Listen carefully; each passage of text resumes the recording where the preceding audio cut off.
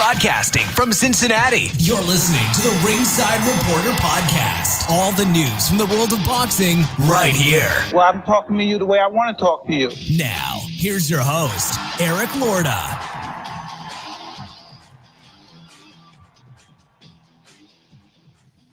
And we are live. Welcome to the Ringside Reporter Show, where we talk about the latest boxing news. If it's related to boxing, we'll talk about it here. My name is Eric Lorta, and I'm here with my co-host, Joe Habib. We have a great show for you today, and if you want to call in and ask questions, you can call in right now at 323-870-3857, and we'll be here till about 8:30 or 9 tonight. And today, we're going to talk about, Beeb, what else? The big news, man. Floyd Mayweather, Logan Paul. Huh? I mean, come on. This is huge, right? Yeah. Come on, Beeb. Got your hat. I almost bought one of those. So as soon as this was done, he had like a hat and it says gotcha hat. He's selling for like $25 though. I was like, I'm not gonna pay that much for it. Mine's already on order. Yours is on order. Did you give me one too? Yeah, I got you one. Nice. I knew I could depend on you, son. The numbers for Chris Arreola and Andy Ruiz are in. We'll let you know what they are. The pay-per-view numbers, kind of respectable. We like it. But right now, before we talk about anything else, we have Ty Short Fuse Tomlin with us, undefeated lightweight. How you doing, brother? I'm doing good. How about yourselves? We're doing great, man. We're doing great. So now you're fighting next Friday. You're fighting a guy named Tyrone Lucky. Yeah, right? May 14th. Yeah. May 14th. Notice. Yeah, I just signed with DeBella, and they brought the date up to us. So it's about a 4-week training camp, but we always try to stay in shape, ready to go. So we took it, and yeah, I'm excited about it, ready to get to work. That's awesome. Now, this is your first 8-rounder, correct? I have been one 8-rounder. I did. Have you been one 8-rounder? I did. I went to a unanimous decision in that one and won every round.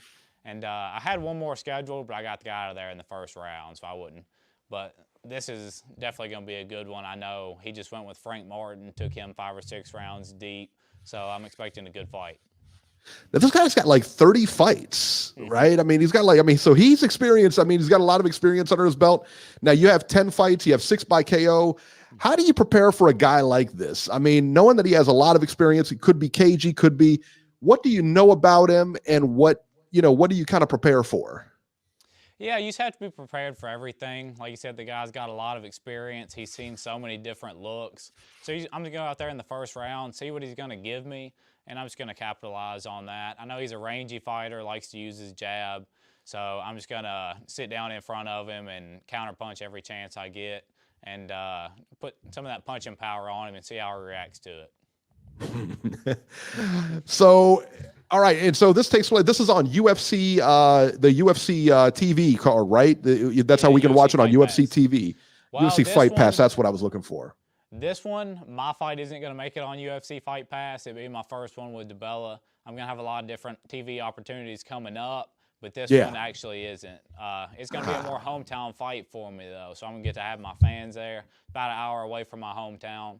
I'm excited to have all of them there. The UFC Fight Pass portion, it's an all-women's fight. I'm kind of a special attraction deal, so I'm really excited to be on that. You're the special attraction on the women. Yeah, I know. I tell you what, that's not a bad deal. I mean, you're around a bunch of ladies, man. That's not a bad deal at all. Hey, never a bad deal to be around a bunch of women. That's right, man. That's right. Now, when you first came up, you were working full-time along with your boxing. You were doing both training and working full-time. I believe now, are you still working part-time now, or since you signed with DeBella, have you taken on boxing full-time now? Have you switched that up a little bit? I'm working part-time still. Just my father runs a business. I'm helping him where I can. I'm not putting a lot of hours in like I was. I was doing 40-plus hour weeks and just very strenuous work. So I've cut down on that a lot, and I'm really focusing on boxing and learning the sweet science a lot more than I was in. Now, when you were working full-time, how difficult was that, trying to juggle the boxing with the work? And did you feel like you were spreading yourself too thin? Were you getting tired? Obviously, you must have been getting tired, but how strenuous was that on your body, mentally and physically? Oh, my gosh. Mentally, like you said, it was a big one just because, you have all these things coming up. And like you said, you're trying to spread yourself too thin. But you would wake up at 6 in the morning, you go work all day doing strenuous work. I mean, I'd be digging ditches, laying pipe, everything else, and come home dirty, take a shower. then I'm right back in the gym working hard. It was very hard to balance it all. It kind of makes me appreciate what I've got now a little bit more though, which I think is good. But it was definitely difficult. I was in school at that time too. I finished up my associate's degree, so I had zero free time, no free time. That can be hard for some people 19, 20 years old. But I just put my head down and got through it all, and I think it made me a better person at the end of the day. Now, when you were going from promoter to promoter during these events, and you didn't have a deal signed, you still got a lot of fights in. How hard was it to hustle to get these fights without having that promoter full time? Oh, it was definitely difficult. We have a local promoter, Matt Young, that we used a lot with TriStar Boxing. He was always on top of it. We sell a lot of tickets, so he always wanted us on. But we've had a lot of help through guys like Will Hunter, guys in Tampa, Florida, Biloxi. They always wanted us on their shows, so I'm very thankful to them.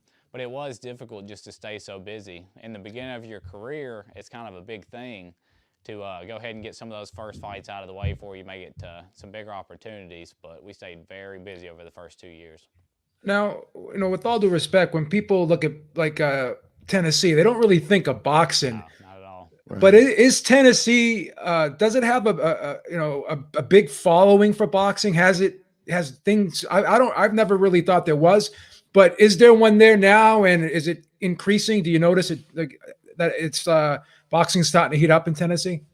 Oh yeah, I think it's turning into a boxing state. With Caleb coming through, Austin Dulay's another big one out in Hendersonville, and a sparring partner of mine. And then the fan base I've built.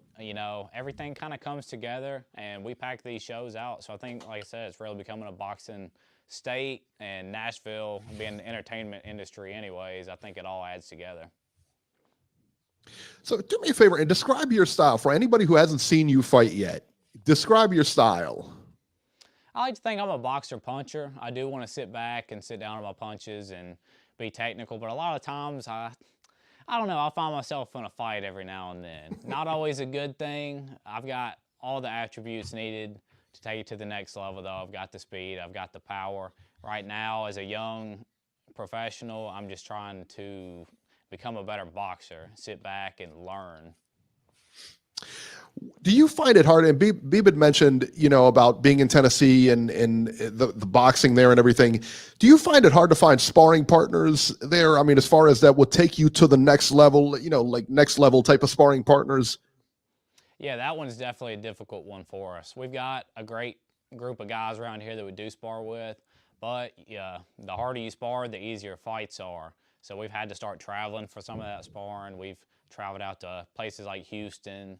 We want to go out to Philadelphia, places like that. I know we're going to New York and flying out to Las Vegas soon.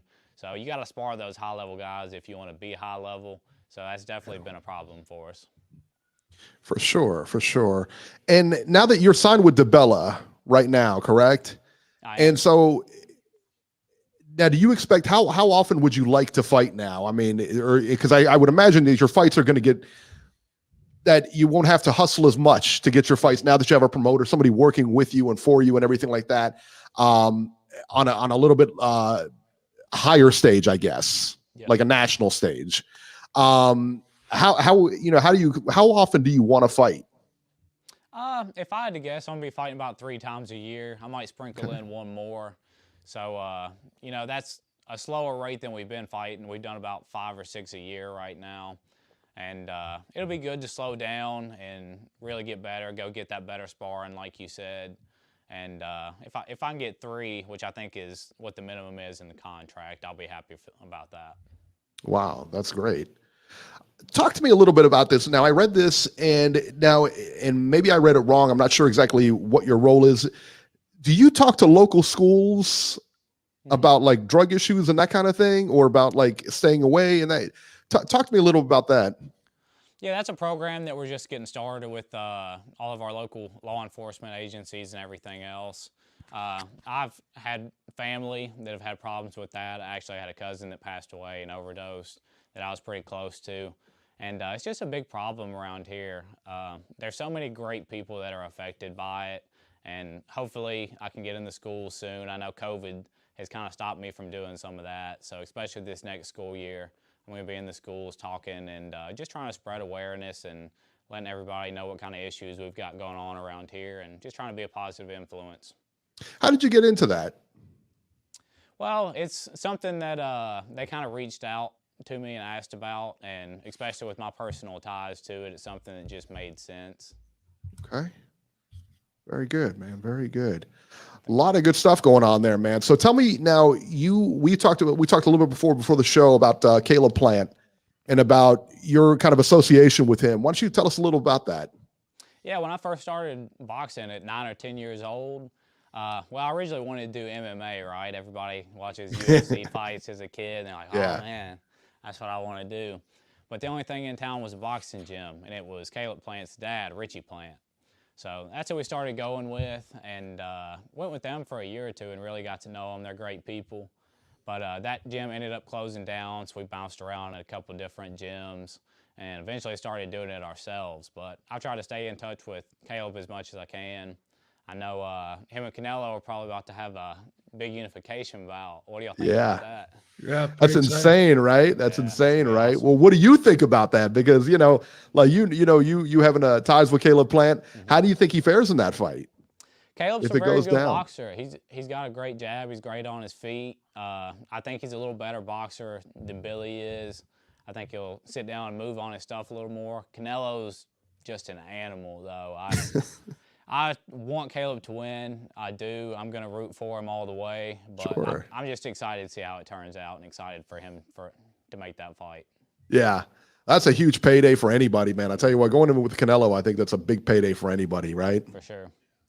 What were your thoughts on the fight last night with Saunders and with Canelo?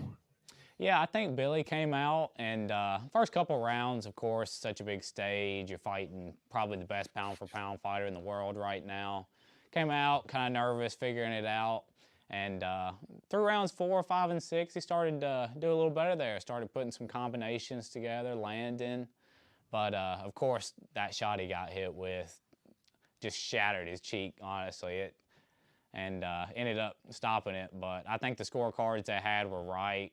And I think the trainers on Billy's side made the right call. But a very entertaining fight. I loved it. Yeah, for sure. And you mentioned the injury, obviously, that ended the fight. Being a boxer, you have to fight through some of that. I mean, what's the worst injury you've ever had going in, either like that happened during the fight that I've been pretty lucky. I haven't had too many injuries in fights. I've gone into fights with some shoulder injuries and things like that. You kind of have to push through. And my thought process is, as long as it's working, it's all right. But Billy's eye last night, he couldn't see anything. It wasn't working, and he's in there with a different beast in Canelo. So, like I was saying, it's hard to fight him with 2 eyes, let alone 1. I tell you what, that's exactly right, man. That's exactly right. All right, guys. So catch Ty Tomlin on Twitter @_Ty Tomlin. It's on the bottom scrolling in. Now you have a Snapchat as well, a Snapchat, Instagram, anything like that? Oh yeah, my Instagram is _Ty Tomlin as well. You can catch me on Facebook at Tyler Shortfuse Tomlin. That's my athlete page. I don't know about giving out my Snapchat. I'm gonna hold that one. But, gotcha. Okay, I'm sorry. I didn't mean to. That's all right.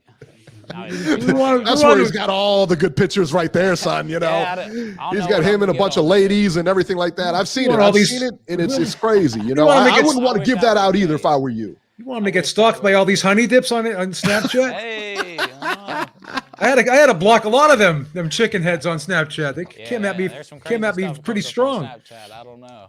Is that right, babe? Of course I know. Of course that's right. Yeah, is that right? How it is. Whole lot of girls just following you on Snapchat, huh? Well, I don't want to brag. I don't want to brag, but I could screenshot you some interesting stuff. But that you wrote yourself? Maybe a little X-rated. Ty, this guy, we've been trying to get this guy the Haterade vaccine, and he just won't take it. Oh my goodness. I tell you what, Lou DiBella, if you're listening, I don't know why you didn't put him on the card, man. Put him on TV, man. Put him on TV. What are you doing, Lou? Lou, what are you doing? Lou will take care of him. Lou will get us on TV. Yeah, he'll get you on Lou TV. had a great man. talk with me, and we've got a lot of plans coming up. So I'm excited to be working with them and all the opportunities that brings. That's awesome, man. Well, listen, man, thank you very much for coming on here, man. We appreciate it. I appreciate your time and everything like that. And good luck in the future, man. And hey, man, don't be a stranger, man. You got to come back on here, man. What are you doing? You got that studio over there and everything, man. Yeah, anytime you want me on, just let Mario know or shoot me a message. I'd love to be on. I appreciate y'all having me. Absolutely, man. Take it easy, man. Take care, man. Nice talking with you.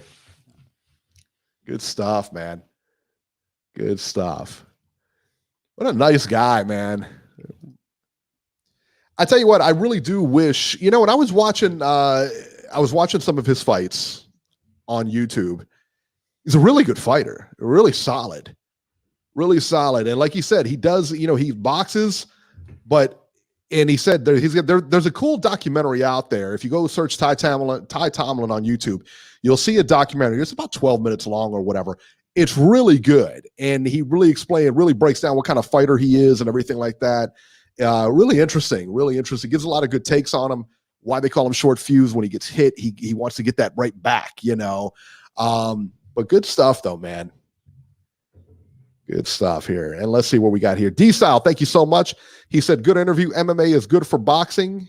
He said, MMA is good for boxing, brings more eyes to combat sports in general, can bring athletes like this young boxer, just like Muay Thai in Thailand and the Philippines, etc. Absolutely. 100%, man.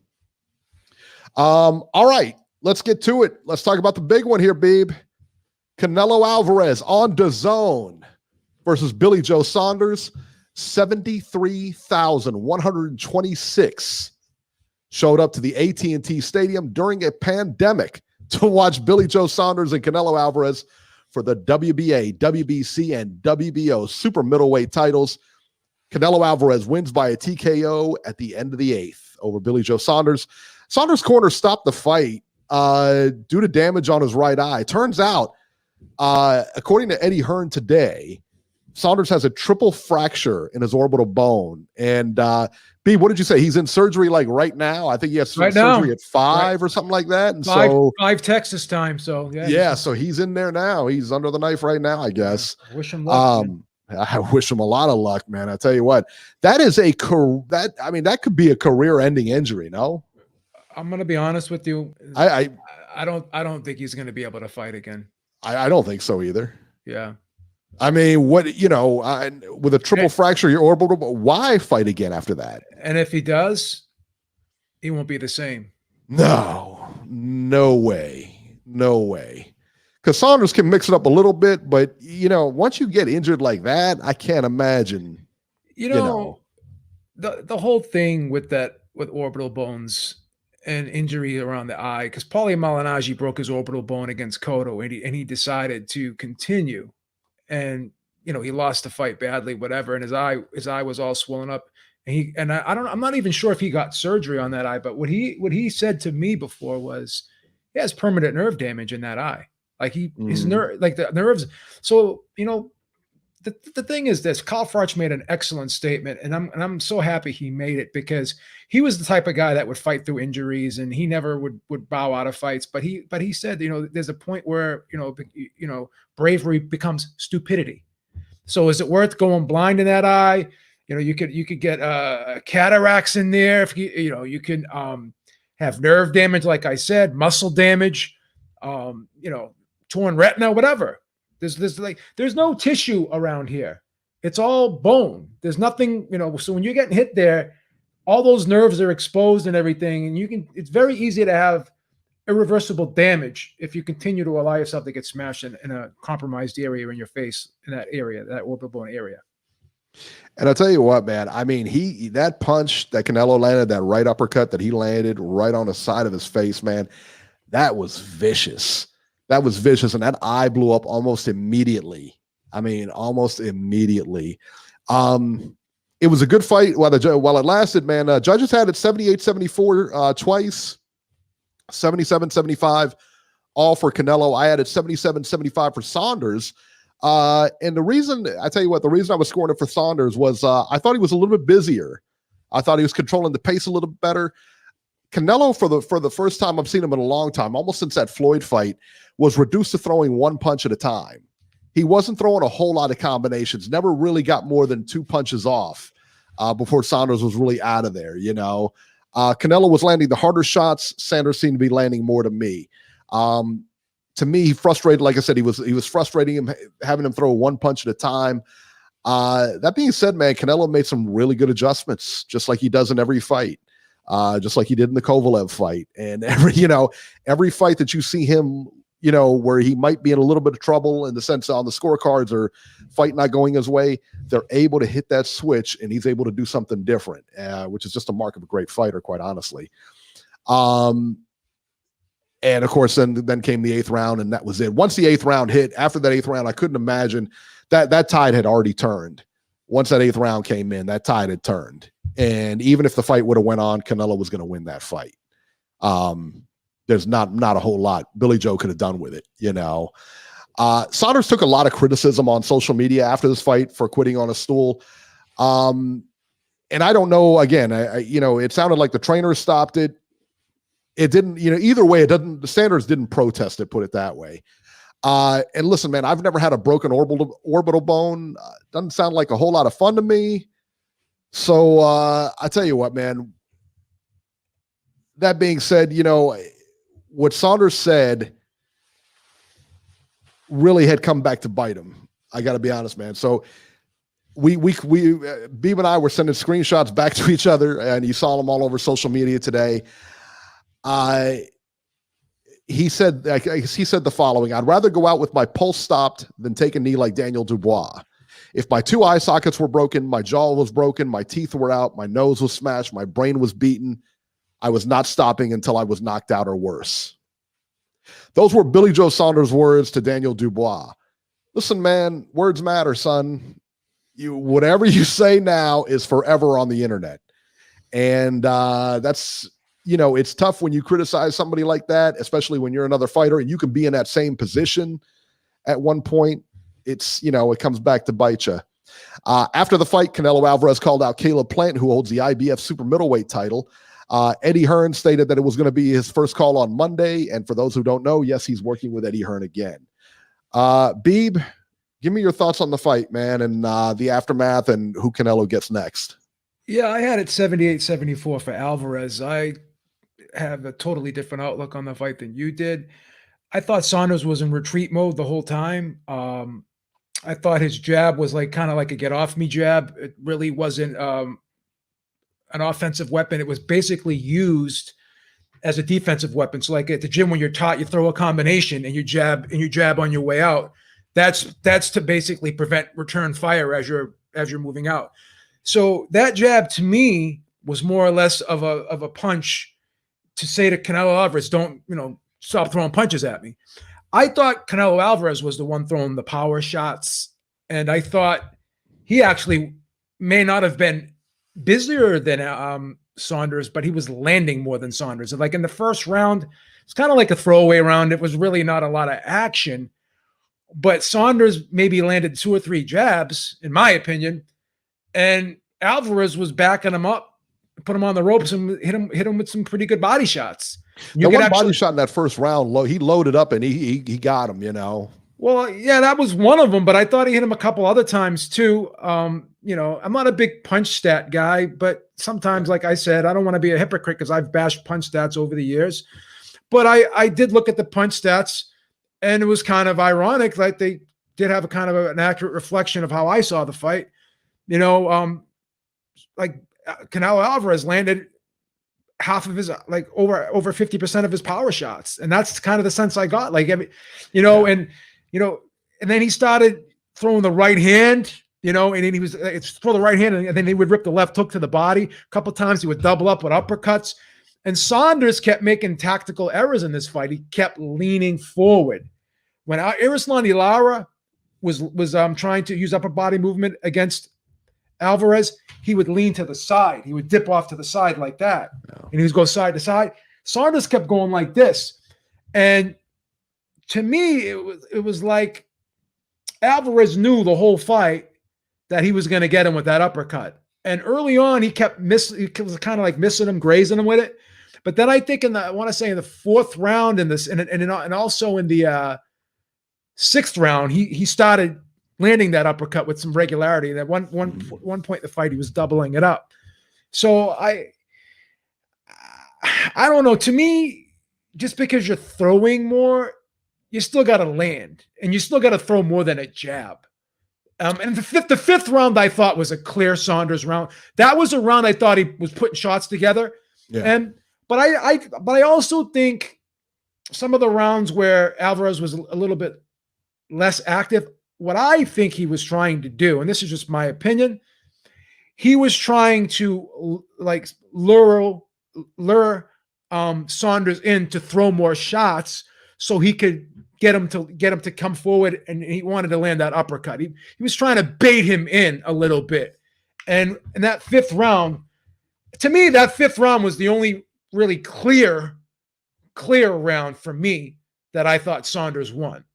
You know, and I thought rounds like 2, 3, and 4 and 8 were clear Alvarez rounds. So, I mean, could you give the first round to Saunders? Maybe. I didn't, because I thought he just landed jabs while Alvarez landed body shots.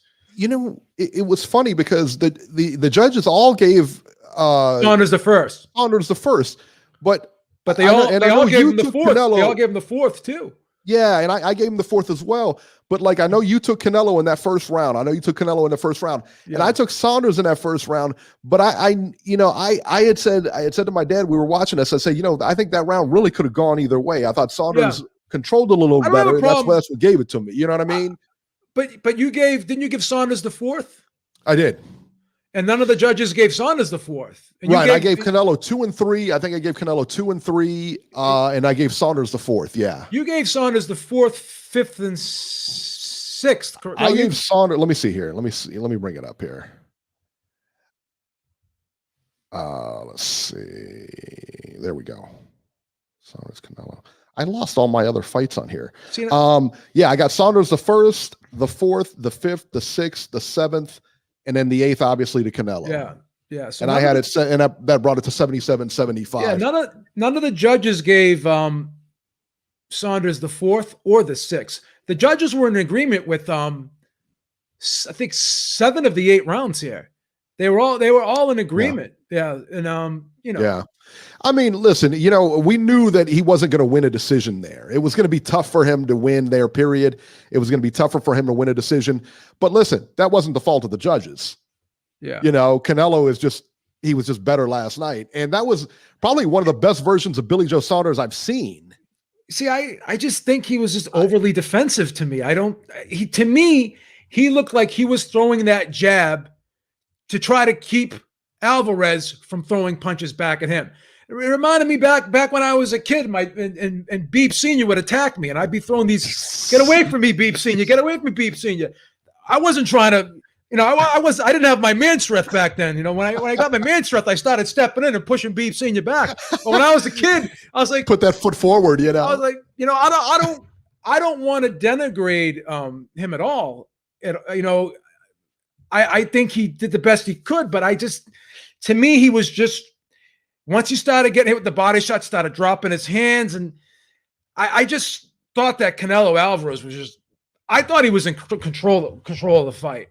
And I think I just don't think that Saunders did a lot of effective work outside of that 5th round.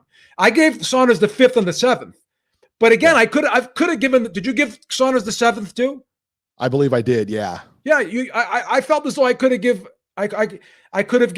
Alvarez the 7th if I wanted. Some people gave him the 7th too. So, I mean, Paul Smith, he gave Alvarez 6 rounds. Kyle Froch gave him 5. I mean, Kyle Frampton gave Alvarez 5 rounds. I mean, I don't know. There's a lot of UK people that thought Alvarez was in control of the fight. Sure. Alex T, thank you so much. We appreciate it. He says Canelo versus Plant. Thank you, Al Heyman. Also, shout out to Notorious VC. Thank you so much. He said fighters of the year so far. 1 is Jake Paul. Number 2 is Canelo Alvarez. I mean, appreciate it, guys. There were clearly swing rounds in there, and obviously, I'm never going to say how could you do this? I stopped doing that a long time ago because it could be done back to me. You know what I mean? Boxing is a very subjective sport. You know, it is what it is. But what was going on last night on Twitter by some of, you know, the diehard UK fans, and it was predominantly I'm going to say it, may not want to hear it, but they were like, oh, judges were horrible. Oh, how could Saunders, I had Saunders winning. How could anyone not have him winning? I mean, they were in full attack mode last night, and then that's ridiculous. They were getting laughed at. It's ridiculous because I'll tell you what, even though I had Saunders ahead, I have no problem with your scorecard, and I have no problem with the judges' scorecard. I have no problem with Chris Mannix's scorecard, and I'm not going to have a problem with yours either because it was what you like, you know, what you like, who you thought was doing better work, you know, so. Yeah, I mean, that's my interpretation of the fight. I have mine too. You know, and then people can say, well, you know, Saunders was giving Alvarez trouble. I think Alvarez was giving Saunders a lot of trouble with the pressure, and Saunders was starting to get tired. I thought, and I think the body shots took their toll. The uppercuts were starting to land.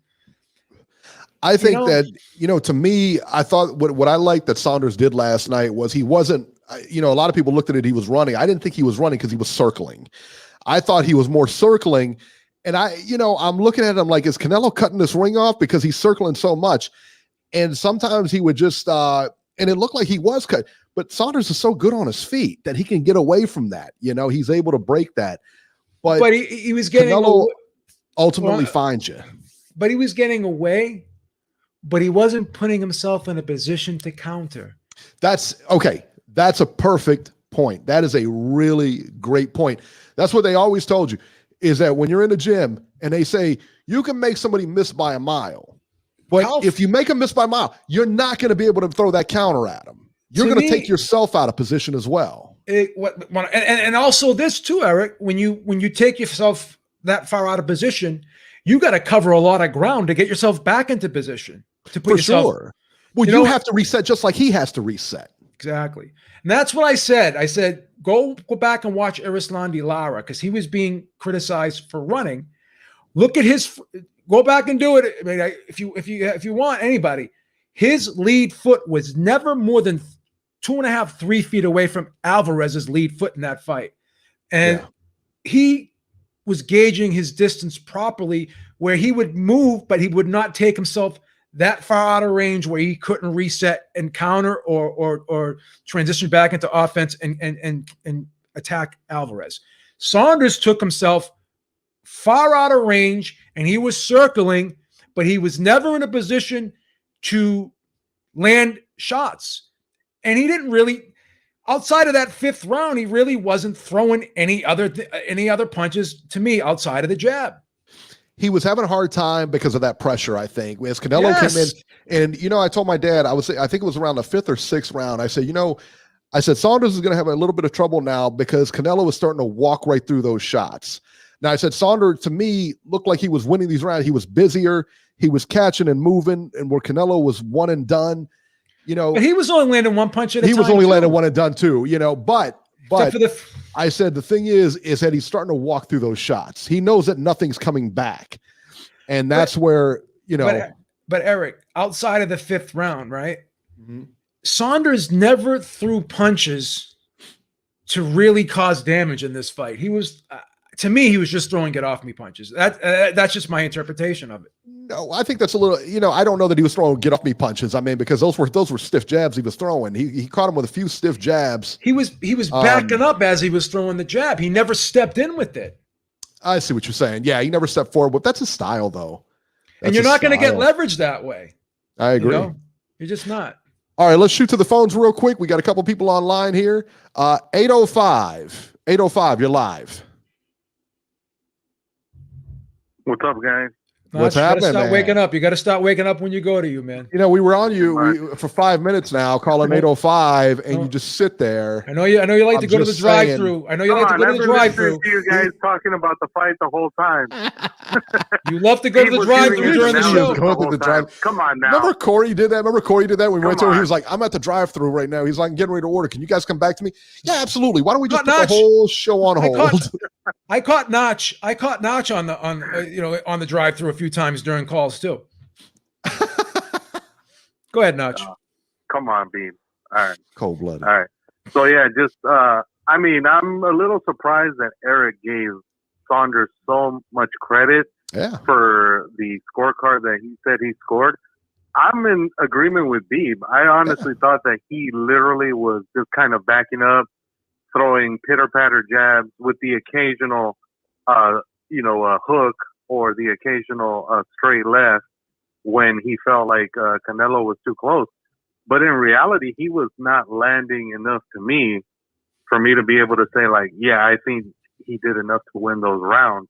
And so hearing people say that they thought he was up 5-3, I was like, oh yeah, I'm having a tough time seeing any way that I could give Saunders 5 legitimate rounds in that fight. Like, I just thought Canelo was landing the body shots, making him back up.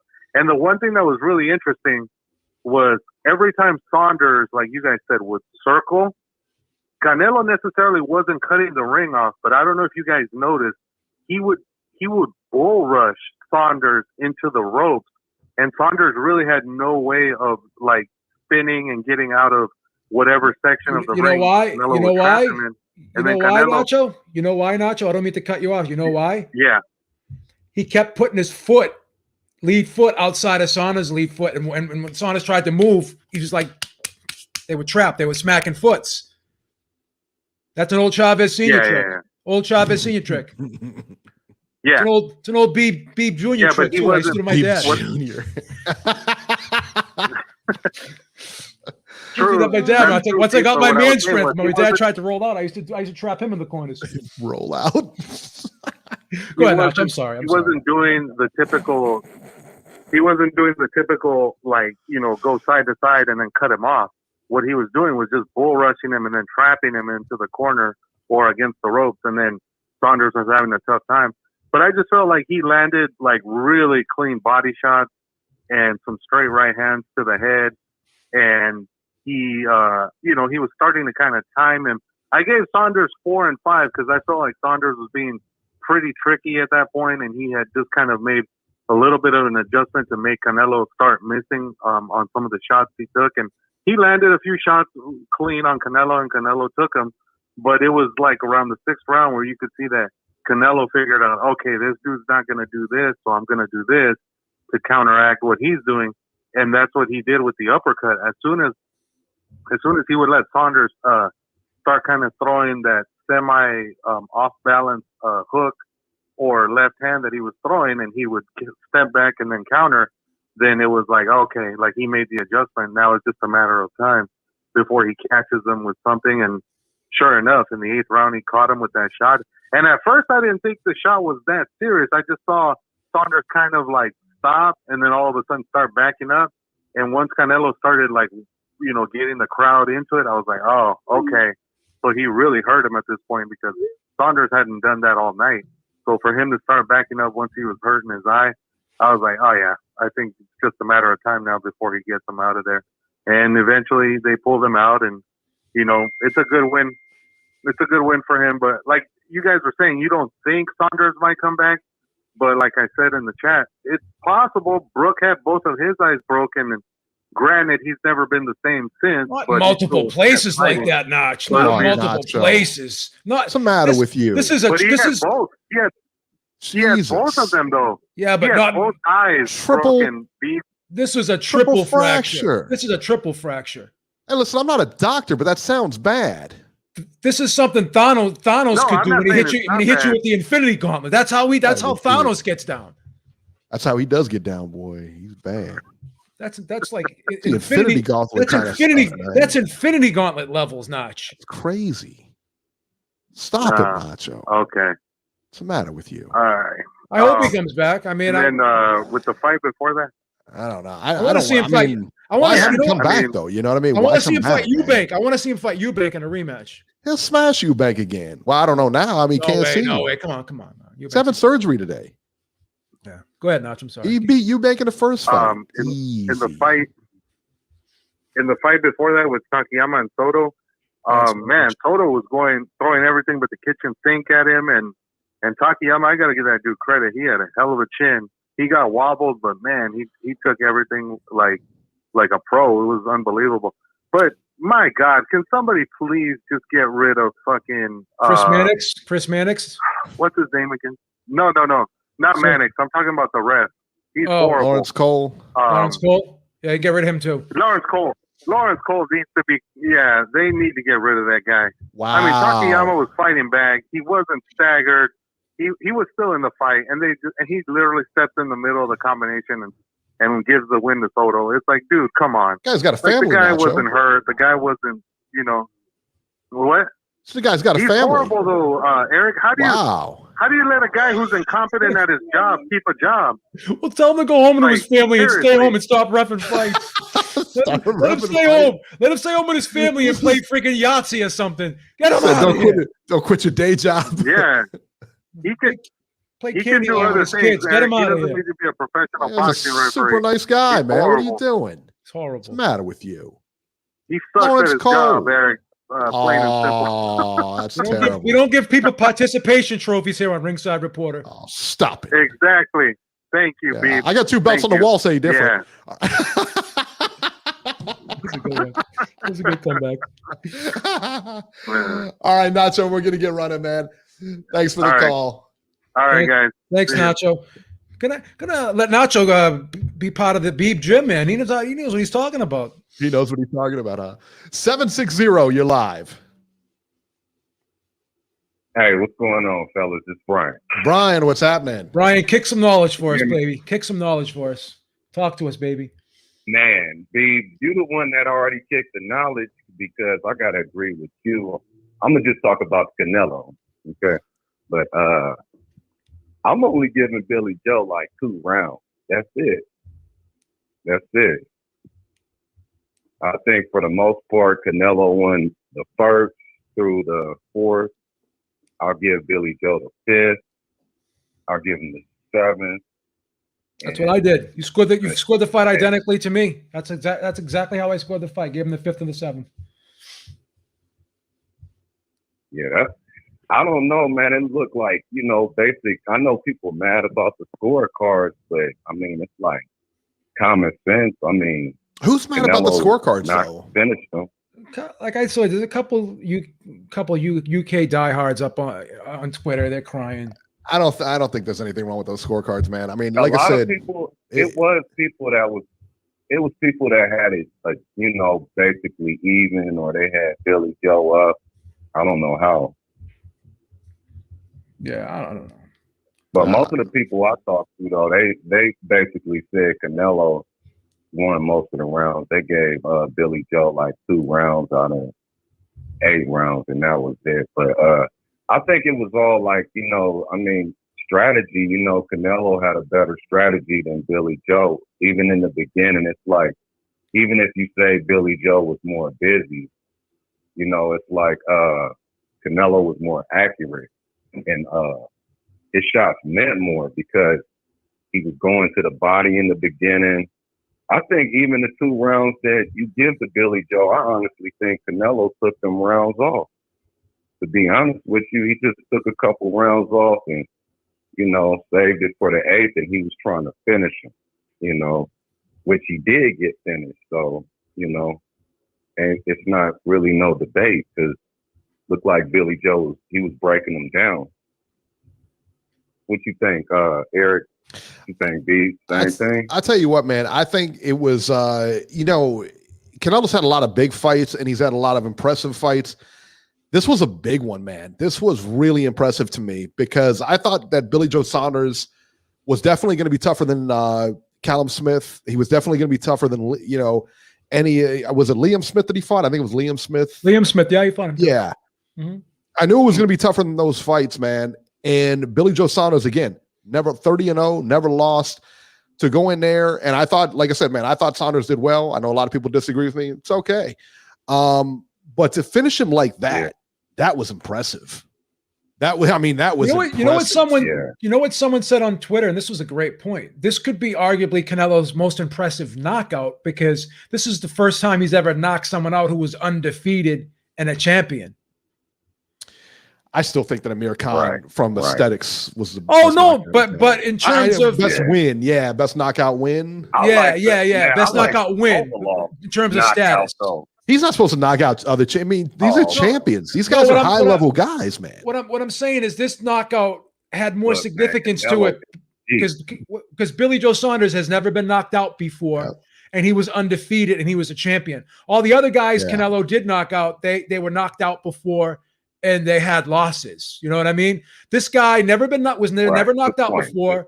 Yeah, he was never knocked out before. And he was undefeated. So that's what someone said on Twitter. I'm not going to take credit for that statement, but that's what I think Ryan O'Hara said that on Twitter, boxing writer. Shout out to you. I'm not a big fan of Ryan O'Hara. He's a little emotional, but he's okay sometimes. Hey, I don't like him. I don't like his face. So next up, supposedly we might have Caleb Plant. I really don't think Caleb.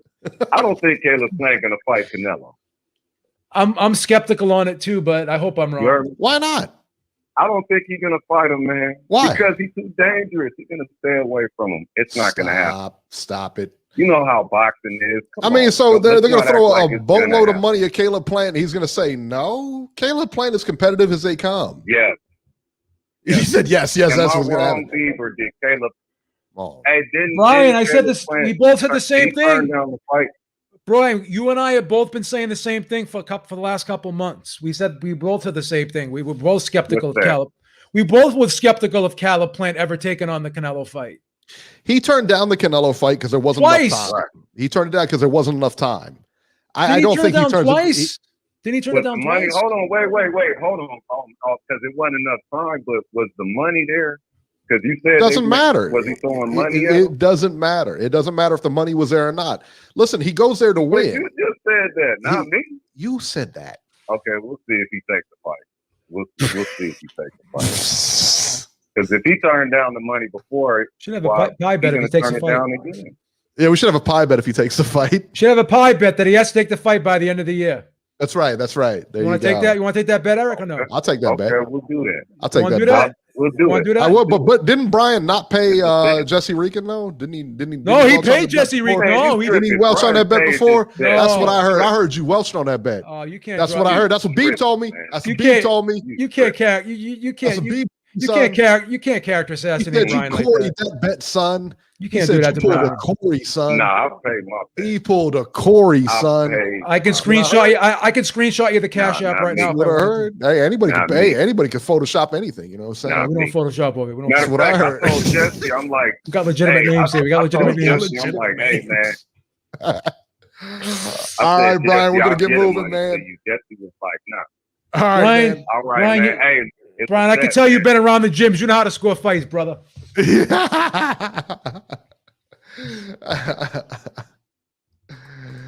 All right, let's go to 530. This is Ringside Robert. Robbie. Hello, guys. How are you? What's the word? Not much, man. Good fight, but lousy undercard. Oh, how dare you. Please, Robbie. Those guys did their best, Robert. And you just take a dump all over them. What's the matter with you? And I agree with Nacho. Lawrence Cole has got to go. Oh. I talked to Lawrence Cole the other day, man. He was, you know what he did? He asked me about you. He was like, how's Ringside Robert doing? Is he still on the, how's he doing, man? Yeah, right. And I said, man, he's doing good, and then you come over here and you just dump on him, hoping he gets fired and everything like that, man. What's wrong with you? It's cold-blooded. Make up another story, Eric. I don't buy that one. It's all right. He can collect unemployment. Give him pandemic insurance.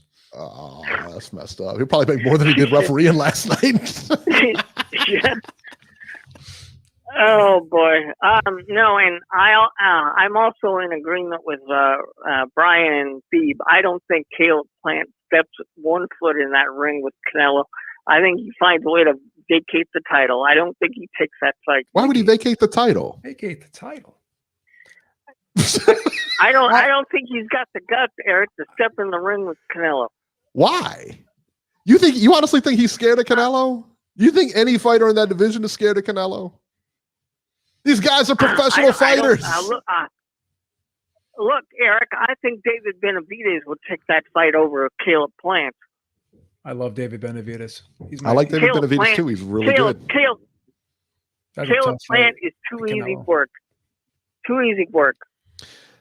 I don't know, man. Caleb Plant is good.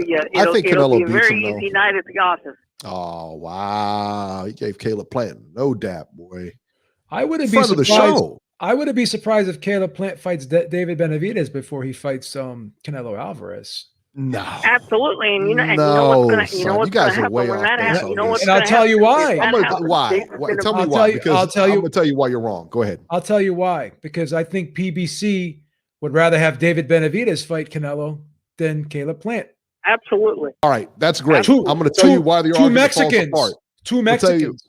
Why your argument falls apart, okay? Sure. Because Caleb Plant is going to make a lot more money, a lot more against Canelo than he will against David Benavidez. Boom, end of story. That's it. That's about the money, son. Maybe he thinks he can't beat Canelo Alvarez and he'd rather fight David Benavidez. Who is going to beat Canelo Alvarez right now? I think David Benavidez has a very good shot. Thanos down, he ain't beating Canelo Alvarez, son. I think David Benavidez has a good shot. Keep one thing in mind. Caleb Plant has very weak hands. He's got sweet hands, not weak hands. He's got sweet hands. Yeah, what's the matter with you? Sweet hands. No, he's got weak hands. He breaks them. Wow. You're talking trash about friend of the show, Caleb Plant, son. I'm going to bring Caleb Plant on here. I'm going to ask him point blank, you afraid of Canelo? You know what he's going to say? He's going to say no. What's the matter with you? Of course he'll say no. There it is. But you know more than Caleb Plant? He'll say no until he steps in the ring and goes, "Oh my God, what am I doing here?" Oh, stop it, please, Robbie. David. If anybody at 168 has a shot against Canelo, it's David Benavidez. Caleb Plant is easy work. Wow, he hates Caleb Plant, huh? Easy work. Wow. That's just how I see it. I don't know, man. I don't know. I don't think any fight at this level is going to be easy work, man. To be honest with you. Okay. I don't think any fight at this level. Well, I disagree. If he takes it, it's going to be easy work. But I don't think he takes that fight. So what did you think of that Lawrence Cole stoppage? He should have left it alone and let the fight go on. I agree. I don't think that fight. He's the worst. He's the worst referee in boxing. That's why I get worried whenever they say there's cards in Texas, because he's going to screw something up. He always does. And he's always in like a big event. You know what I mean? Like he's always on like a bigger type event. That's right. So yeah, that ain't good. Ain't good. But no. Look, I hope Canelo gets the fight he wants, and I hope he's successful. But then I'm wondering, once he dominates 168, what's he going to do next? Keep defending. He's not going up to 175. Didn't he say 168 was the highest he was going to go? Yeah, he kind of said that, but they were talking about him maybe fighting Beterbiev, but I don't know. I think those guys are big up there. I think they're too tall. You know, they're a little bit taller than he is. I think they're a little bit bigger than he is. Yep. And I think they're probably a little bit stronger than he is too. Yeah. And not to say that obviously he beat Kovalev. Obviously he can compete up there. But the problem is those guys are going to be bigger. Those guys are going to be a little bit bigger. You know, as you get into the cream of the crop up there, they're going to be a little bit bigger. So, yeah, Beterbiev, I think he gets outboxed. I think Beterbiev gets outboxed for a little while, but he's always got that power, man. It's tough. He does. He can hit you with it. So I heard they want to make him and Bivol. I don't think that's a big selling fight. I'll be honest. No, not a huge fight. No, and especially the way Bivol's been looking lately. Not. They're probably going to make Joe Smith and Beterbiev before they make that fight, though. They were talking about that first, I think. That's right. What I hear, Joe Smith and Beterbiev, I heard. was it Beterbiev? Yeah. I thought it was somebody else. I thought it was. I could be wrong though. I could be wrong. No. Joe Smith, Eddie Hearn is going to make a big move to get Daniel. What's his face? Jacobs. Yes, Daniel Jacobs. I heard about that Joe too. Smith Jr. I Yeah, heard that's that. the one he wants to make. I also heard that too. Yeah. Yeah, they said that's the one he wants to make. Okay. But Beterbiev, I think, and Joe Smith, I think they're both top rank, if I'm not mistaken. Or who's got Beterbiev? They are. Yeah, they're both top rank, so I think that's top rank. That's a Bob. It's an wanted easier to do. fight, but then you're looking at the money situation. Yeah, I love the I love the geez. Danny Jacobs fight with Joe Smith. That'd be great. I think that's a really good fight. I think that really would be great. I think it's a real interesting fight. I'd pick Jacobs in that fight, to be honest with you. I think Jacobs is a solid boxer. I think he is too, but I think he's on the dark side of his career, though. Yeah, he's starting to turn the corner a little bit. Yeah, I think so too. Yes, he is. No question about that. Yayo brings up a good point. Tony Yayo in the chat. That's a really good point. He said think Joe so Smith too. has a better shot with Beterbiev than the last guy he fought. I think so too. Yeah, I said the same thing. I said the same thing. That's not a bad point. It's a guy who's going to be right in front of you. Yeah, and that's what he likes. Yeah. And Joe Smith can box a little bit too. He's not just a one-trick pony. Yeah. He can box a little bit. I really like that Joe Smith Beterbiev fight. I think he's got a shot. I think That's a good fight. I think he can win. I would pick him to win. I like Joe Smith against Jacobs or Beterbiev. Either one. I think either one is awesome. I like Yep. it. Yeah, for sure. For sure. Joe deserves both paydays as far as I'm concerned. Thank you, Rob. Yeah. I agree. I like him. Yeah. All right, Robert, we're going to get running here. Let's see here. All Let's right, see ya. talk about the upcoming fights here. Coming up this weekend. On May 14th on UFC Fight Pass, headlined by Heather Hardy versus Jessica Kamara, 8 rounds, women lightweights. The whole card, as we heard earlier, is going to be women, except for Ty Tomlin.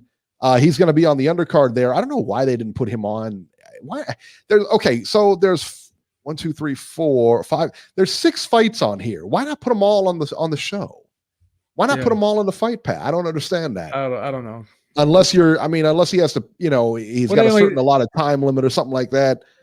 But it's Fight Pass. I mean, what else are they going to put on there? Were they only televising 4 fights? Yeah, they're only televising 4 of the 6. Yeah, makes no sense. I may buy that. No, I'm not going to buy it. I'm not going to see Tomlin on there. Why would I buy it?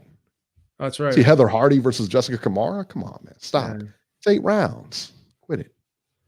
Anyway, Ty Tomlin's on that undercard. He's fighting Tyrone Lucky. Please. Please. I didn't do anything, man. Stop trashing the women. I didn't trash the women. I'm just saying why, I'm not going to pay for that. It's Mother's Day. Come on, man. If I'm not going to see Ty Tomlin on the card, why would I pay for it? Even on Mother's Day, you have to still trash the women. Come on, please. I didn't say anything. Heather Hardy has a child. She got to pay the bills. It's Mother's Day. I could. Happy Mother's Day, Heather Hardy. Happy Mother's Day to all the mothers out there. All the mothers out there. I'm not singling out. That was one my chick. next statement. That was my next statement. No. That was my statement, son. It's a big difference. Oh, you want to make up for it now? Yeah. Hey. Now. It is.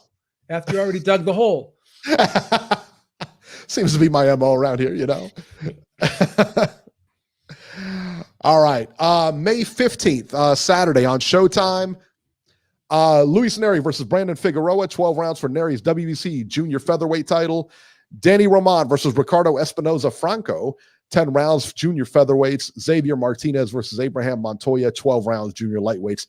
That's on Showtime. That Luis Neri fight, man, and Brandon Figueroa, I think that's a good fight. I think Neri walks him, though. I would favor Neri in that fight. I would definitely favor Neri in that fight, man. Without question.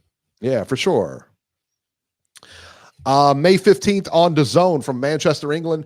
Terry Harper versus Hyun Min Choi. 10 rounds for Harper's WBC and and Choi's WBA women's junior lightweight titles. Joshua Buatsi versus the dreaded TBA. And that's about it on there. That's about it. Next week is Slim Pickens. It really is. Yeah, just the Neri fight. That's about it. And then we're gonna find out what happens with Ty Tomlin, and we'll report that Let's see here. After that, what is the next week? Yeah, May 22nd, 2 weeks from now, is the big one with Josh Taylor and Jose Ramirez. How do you see? I see Josh Taylor winning that fight fairly easy. I got Ramirez in that fight. I think really? I think he's a little more rugged. You don't like Josh Taylor, do you? Do I not like him as a person? Never met him. I don't know. I mean, as a person, what do I care about his personality? Oh, as a fighter, do I not like him? Why would I ask you if you don't like him as a person? You don't know him. Why would I ask you that? Why would I say, "Hey, B"? No offense, you don't always ask me the greatest. You don't always ask me the greatest questions on here. Sometimes. Oh, sometimes I got to spoon feed you. What am I going to do? Sometimes you give me these questions out of left field, like what's the friggin' mystery of quantum physics or something. Like I don't know why you ask me those questions. That's still a good question. Do I like Josh Taylor? I think that he's a little one-dimensional. Yeah. I think he's a little one-dimensional. I'm not crazy about his defense. I actually thought that he lost a Pro Grace fight. Yeah, I remember that. Yeah, I thought he got outboxed there. The thing I like about Ramirez, super close fight though. Of course, the thing I like about Ramirez is I think he's a little bit more tough and rugged on the inside, and I think he puts his shots together better on the inside as well. And he gets low. I think he's a better inside fighter. And Josh Taylor, for the most part, is a mid-range to inside fighter. But I don't like how he defends on the inside. I like how Ramirez defends on the inside. Yeah. I like how he positions himself, gets himself low, tucks the chin, gets up and underneath. I think Josh Taylor, when he's up close, he stands too straight up a lot of times. I thought Postal, ironically enough, gave both of those guys a tough fight. Yeah. Well, you remember the Pro Grace fight? Pro Grace was in his chest the entire fight. Pro Grace, yes. That was he went at him. He had a hard time dealing with Pro Grace on the inside. Yeah, he really did. Yeah. So and I think Ramirez will get nice and tight and low on the inside. And he'll be getting up and underneath Josh Taylor, and Josh Taylor will be standing straight up, and he'll just be giving him that torso. I think Ramirez is going to have his way with him on the inside, to be perfectly honest with you. I think he's a real tough, rugged grinder on the inside. I just think he's got a lot of dog in him. It's an interesting fight. It is. Interesting fight. Most people are picking Josh Taylor. I just think Ramirez is going to win. It's a good fight either way. Like I said, I'm picking Taylor, you're picking Ramirez, but I think it's a good fight either way. Great fight. I mean, it's a beautiful solid fight. Yeah. How do you think ESPN's promoting it? I mean, it doesn't seem like they've been really pushing it like they should. No, not at all. I haven't seen anything for it. They're busy. I tell you what, this is why Top Rank, and I mean, listen, man, ESPN's a big platform. I get it, but they are pushing the UFC, and that's it. Correct. You know what I mean? As far as the combat sports, it's UFC or bust. I agree. There's too much money involved in the UFC, and why would they push Top Rank? Why would they? Well, they don't have anywhere near the money. Yeah. You know what I mean? This is where Eddie Hearn excels, because he really gets behind his fighters. He pushes his fighters, never talks bad about his fighters, always tries to really push his fighters hard, make them look good, talks very well about them all, so to me, it seems like Bob doesn't really have his heart in it like he used to anymore. I think he's getting sick of the boxing game. Yeah.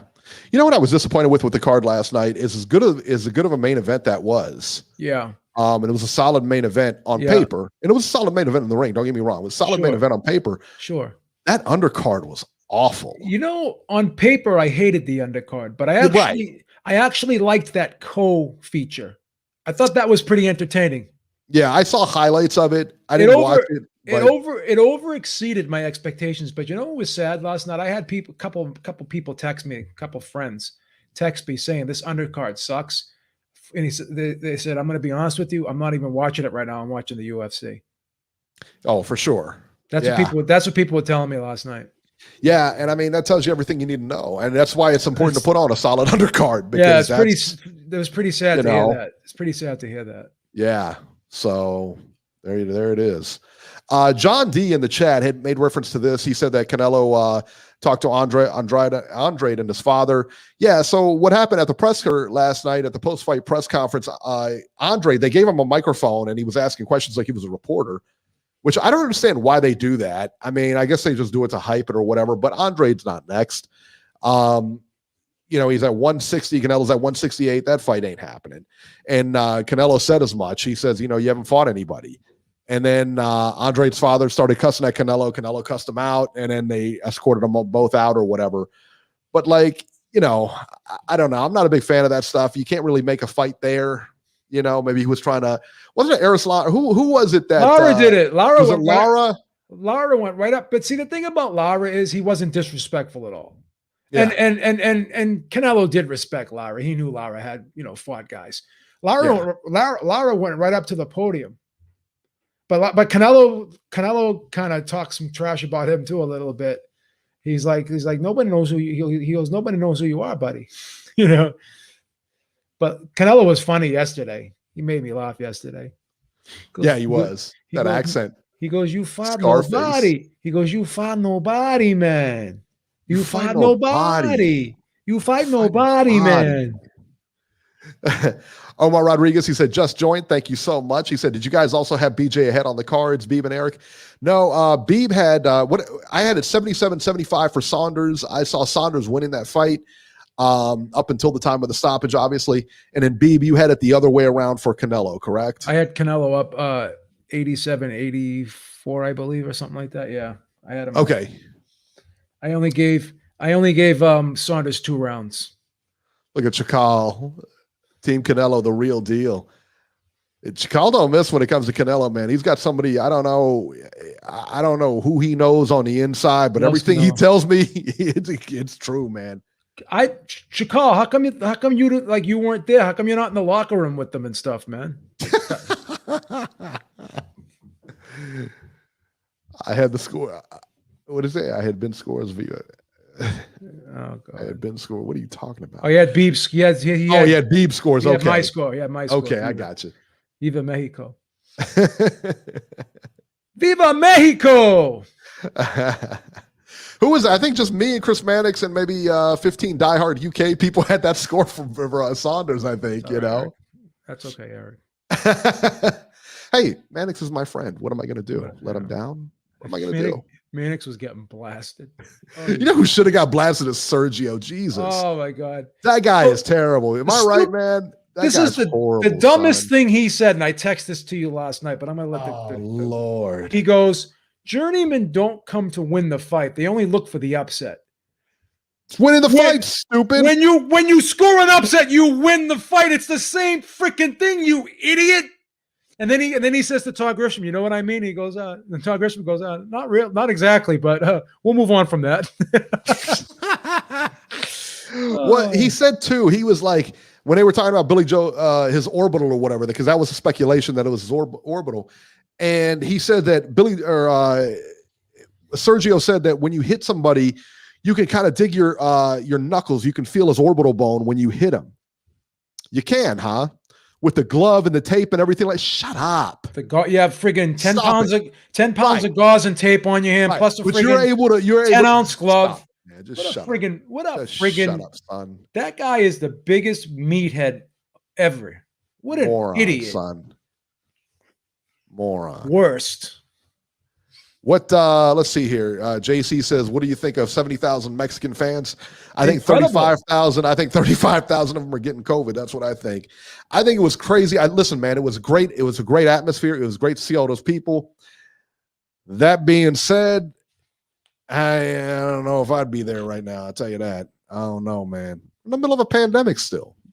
Talk some sense to these people. I know. Well, what are you gonna do? We'll see what are you gonna do? I don't know. Hope they all had a shot, man. That's all I can say. I don't know. I think Low Blow Champ is from the UK too, because he's in the chat crying about the judges. Is he? Low Blow Champ. What a crybaby. Beeb was one of the paid judges. Yeah.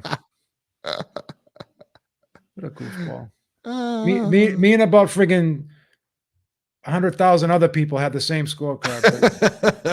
But we're gonna go with the handful of friggin' diehards that had it the other way. Okay. Yeah, Dale in Chi-Town said, I hope they were vaccinated. I saw about 2 masks in the crowd. Yeah, that ain't no lie, man. That ain't no lie. All right, let's talk about let's get to our news and rumors here. Floyd Mayweather and Logan Paul had a press conference. This was actually pretty lame, man. When they were on there, and then after the press conference, I mean, Logan Paul does his own thing. He talks to him, talks trash and everything. Then after this, okay, so they get down there. All of a sudden, Jake Paul gets in there, and they start arguing back and forth. Beeb, do it. You got to do it. You do this better than anybody. Get your hat. Get your hat. He says, "Got your hat." He starts running away. From Floyd. At which point, Floyd and his bodyguards and about 50,000 other people getting a big fray. They get in a big fray or whatever. It looked like I don't think Floyd punched him. I don't think he did. The bodyguard hit him. That's what he said. He said the bodyguard got a clear shot on him.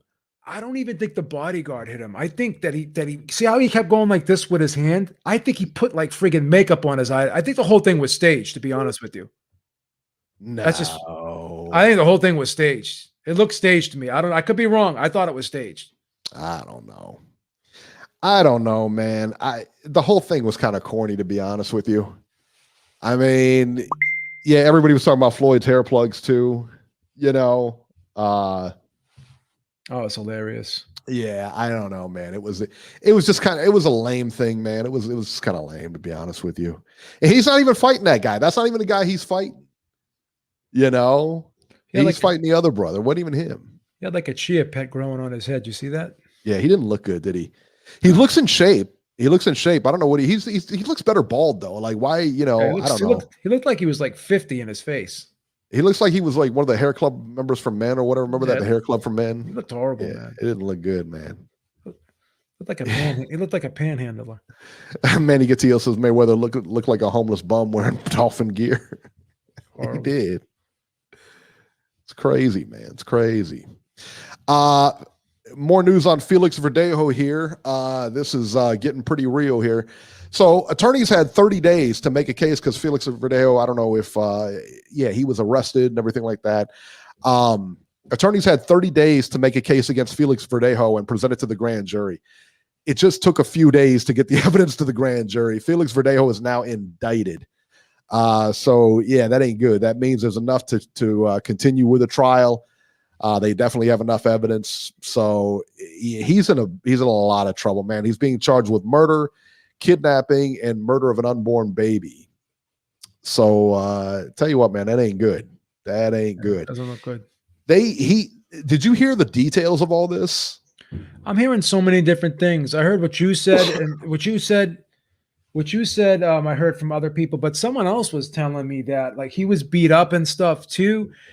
And they're trying to say that he may have been framed or some stuff like that. I don't know. It was his baby. It was his baby, man. No, it was his baby, but he had bruises and stuff. They're thinking that it could be like, because her family, I think, is like she's connected like to the mob from what I was told. And one of the stories, and again, this is just a rumor, that maybe the mob did that to like beat him up and did that to her. I don't know, but from what I see in terms of evidence, it doesn't look good for him. No, he from what I understand, they've got his car right there at the scene on that bridge. Okay. Yeah, so they've got it worse for him. Just keeps getting worse. Oh, absolutely. Yeah, they've got his car. They've seized his car, obviously. And there was two people in on it because somebody took her car and dropped it. They tied her up with wire. I guess he hit her in the face when she got in the car. The speculation is he hit her in the face when she got in the car, and then he injected her with heroin laced with fentanyl. Oh no. And That's then horrible. just to put her to sleep, and then they tied her up. I guess they tied her hands and her feet, put a cinder block on her, and dumped her out of the bridge. No. She was still alive when she hit the water. She drowned. She drowned to death. And then he fired shots. He fired shots at her as he was on the bridge. As she went down, he kept firing shots at her. Now, is there witnesses? They have shell to all this? casings. Is there They have witnesses? shell casings on the bridge. Yes, there is a witness. The main Oh, witness okay. rolled over. The guy, I guess, one of the people that was involved in the whole thing rolled over on him. My guess is for immunity or reduced sentence or whatever, but they rolled over on him. So, So he did it then. yeah, that's what it's looking like. Oh. And I was talking to my dad too. He was talking on the he was saying that he was watching the Spanish channels and on the news reports there that the defense, what they're going to do is they're going to try to bring up that CTE defense where they're saying, because of the punches he's taken throughout his career and everything like that, that it led him to do this. He wasn't in his right mind, blah, blah, blah. So yeah, man, it's not good at all.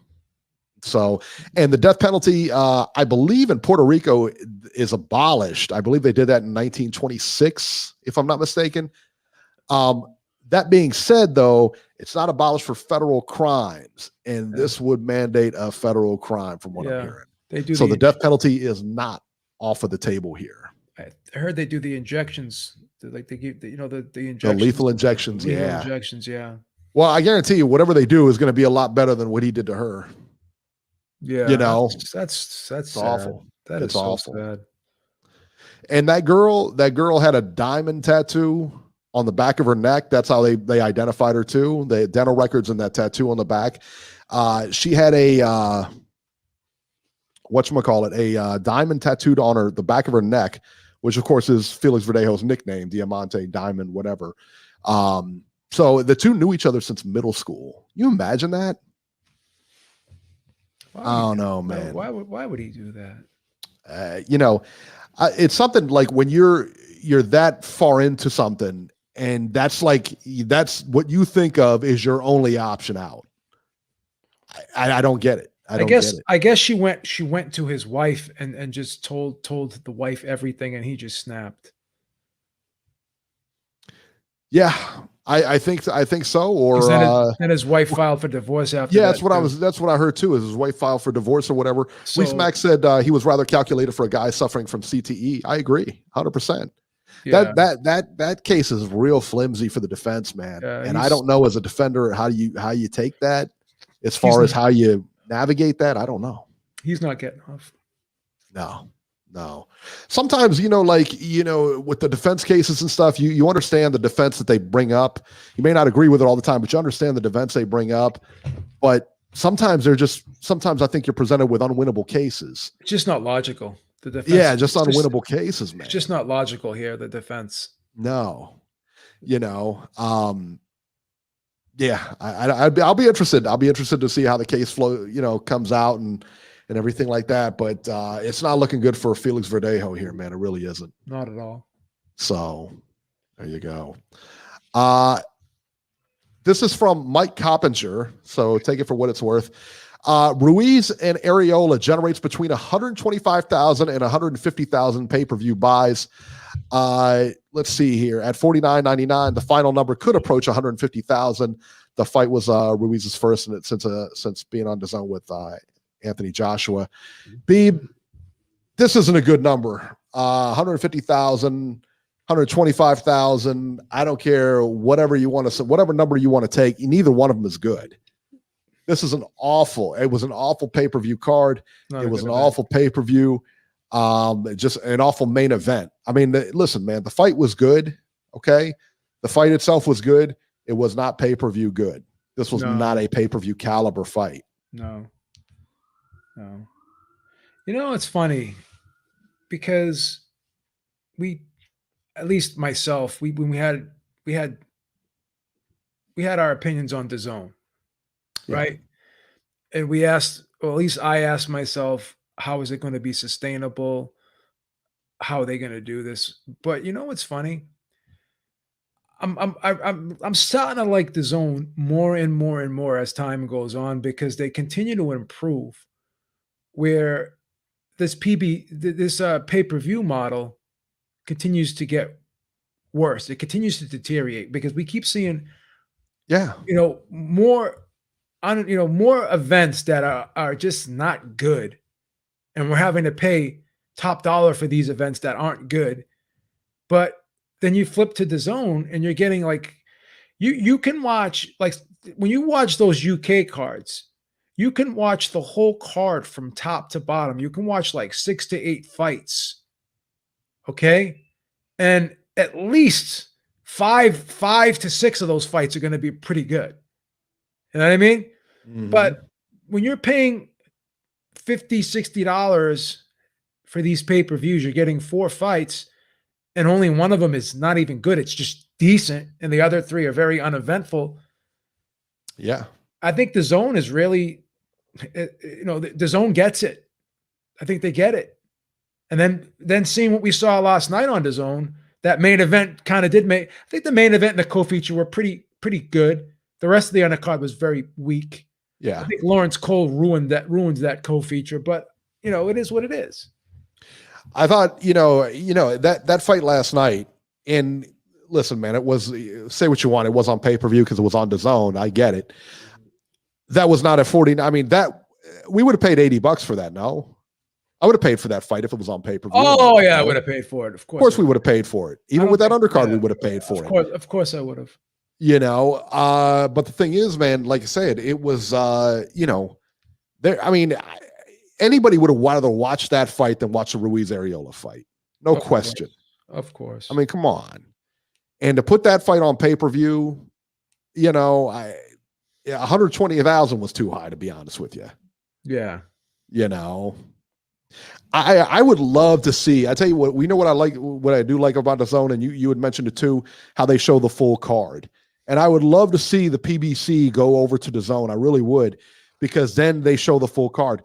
Because if you've not been to a PBC show, a PBC card, I encourage everybody, once everything opens back up and you're able to do it safely, go watch a PBC card. Go, if it comes to your town or close to your town, go get tickets, go buy it. You won't be disappointed. It is action from start to finish. There's no intermissions, no breaks. The only break is for TV.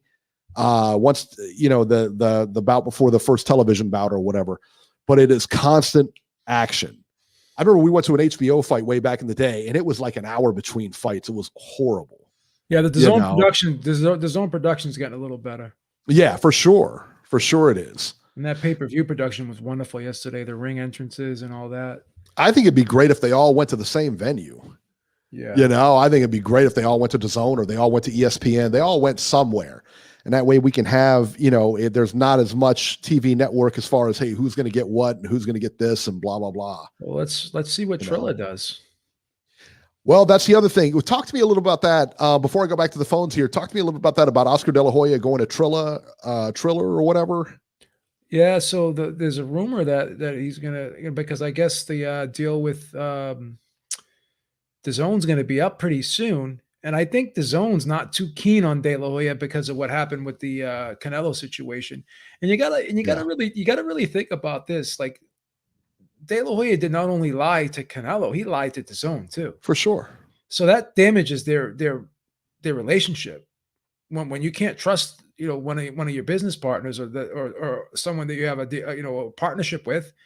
Then you can't have a healthy relationship or a healthy business relationship with that person. So I think from what I heard is that the DAZN's not really happy with the Golden Boy cards, and their deal is going to be up soon, and Golden Boy fights may be on Trilla now. That's the rumor, but it kind of does make sense.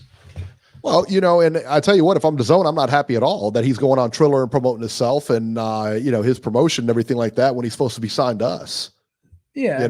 I mean, if you're a DAZN, what do you really like? Okay, you have what does Golden Boy have? They have Virgil Ortiz and they have Ryan Garcia. Okay, but where are those fighters at? I tell you, where are the Golden Boy fighters at? I haven't seen them in years. But Ryan, think about it. Like, where are those guys at? They're not on DAZN.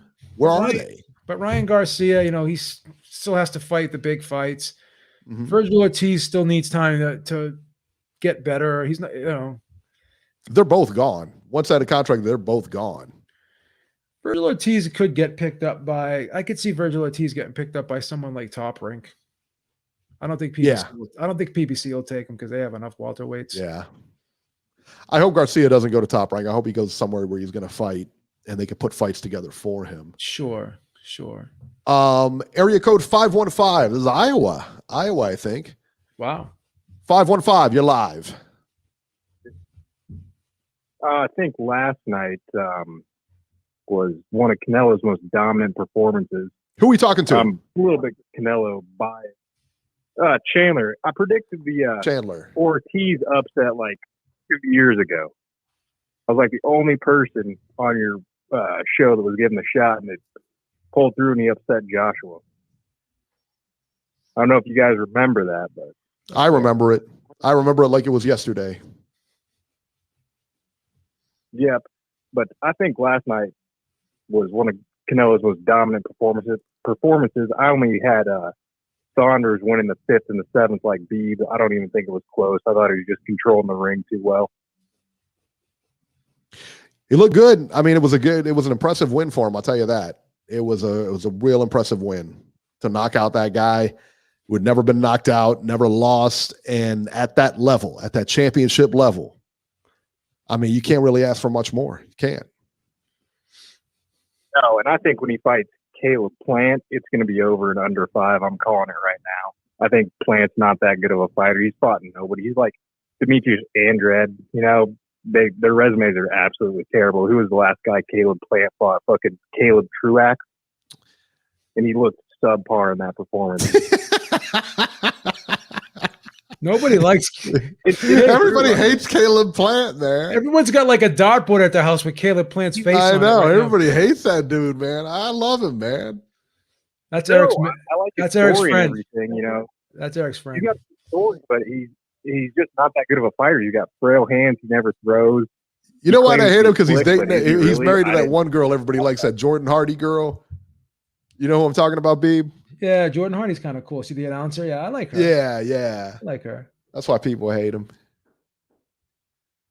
No, but I thought in Canelo's post-fight thing, he made a good point. You know, everybody's calling him out, but they're afraid to fight each other. Like, I think if Canelo steps in with Charlo, Andrade, I think he even knocks out Beterbiev, because Beterbie's, 38, 39 years old right now? Yeah. I don't think anybody's going to give him a problem. Yeah, he's getting up there, Beterbiev. Yeah, he sure is. He sure is. I mean, you got to take a step back and look. Like, everybody thinks, you know, Beterbie's the fucking 179 Gennady Golovkin, but if you look at his last stuff, I mean, same thing. He hasn't fought anybody.